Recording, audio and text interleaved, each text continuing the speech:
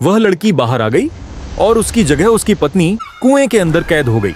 बहुत समय पहले था, रेगिस्तान के बीचों बीच एक ऐसा इलाका था जहां दूर दूर तक सिर्फ रेत ही रेत दिखाई देती थी। दिन में सूरज की तपिश इतनी तेज होती कि रेत आग जैसी लगती और रात में वही रेगिस्तान बर्फ जैसा ठंडा हो जाता।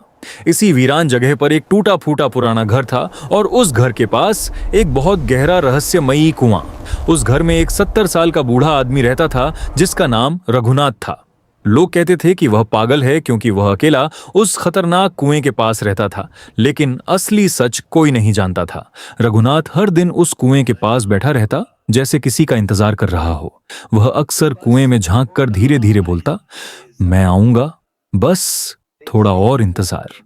पास के गांव के लोग उससे दूर रहते थे क्योंकि उस कुएं के बारे में एक डरावनी बात मशहूर थी कि जो भी उस कुएं में झांकता है वह बदल जाता है।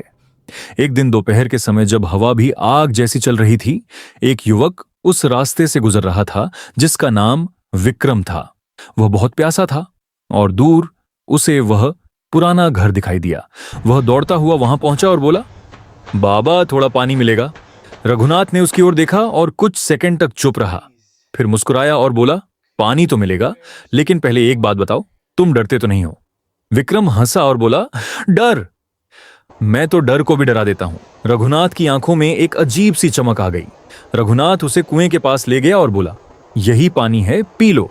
विक्रम ने जैसे ही कुएं में झांका, उसे अपना चेहरा नहीं दिखाई दिया, बल्कि एक लड़की का चेहरा दिखाई दिया जो उसे देखकर रो रही थी। विक्रम घबरा गया और पीछे हट गया और बोला, यह क्या था? रघुनाथ ने धीरे से कहा, वही जो तुम देखना चाहते हो।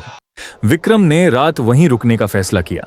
रात को जब सब सो रहे थे, विक्रम को कुएं से किसी के रोने की आवाज आने लगी और धीरे धीरे वह आवाज साफ होने लगी, मुझे बाहर निकालो प्लीज। विक्रम डरते डरते कुएं के पास गया और जैसे ही अंदर झांका, उसने देखा कि एक लड़की कुएं के अंदर खड़ी है पानी में, लेकिन डूब नहीं रही है। वह हाथ बढ़ाकर बोली, मुझे बाहर निकालो, मैं 25 साल से यहां फंसी हूं। तभी पीछे से आवाज आई, मत छूना उसे। विक्रम पलटा तो देखा रघुनाथ खड़ा था।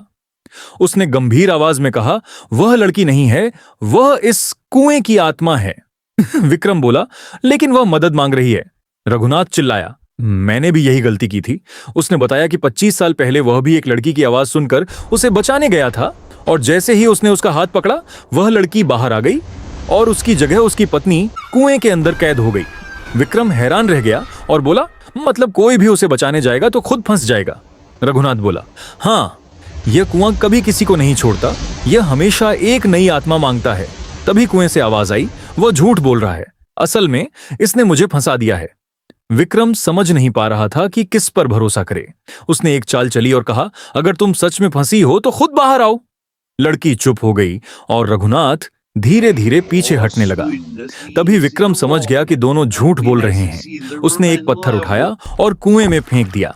जैसे ही पत्थर पानी में गिरा, पूरा कुआं चमकने लगा और अचानक कुएं से कई हाथ बाहर आने लगे और सैकड़ों आवाजें एक साथ गूंजने लगीं। हमें आजाद करो। विक्रम तुरंत पीछे हट गया और उसे समझ आ गया कि यह कुआं एक जाल है जो इंसान की भावनाओं से खेलता है। रघुनाथ चिल्लाया, तू भाग नहीं सकता, और विक्रम को पकड़ने दौड़ा, लेकिन उसका पैर फिसल गया और वह सीधे कुएं में गिर गया। विक्रम डर के मारे भाग गया और जैसे ही उसने पीछे मुड़कर देखा तो कुएं के पास अब एक नया आदमी बैठा था और वह धीरे से बोल रहा था, मैं आऊंगा, बस थोड़ा इंतजार। उस दिन के बाद जो भी उस रास्ते से गुजरता उसे वही बूढ़ा आदमी दिखाई देता, लेकिन वह रघुनाथ नहीं था, वह विक्रम था। अगर आपको यह कहानी पसंद आई हो तो वीडियो को लाइक करें और ऐसे ही रहस्यमयी किस्सों के लिए चैनल को सब्सक्राइब जरूर करें।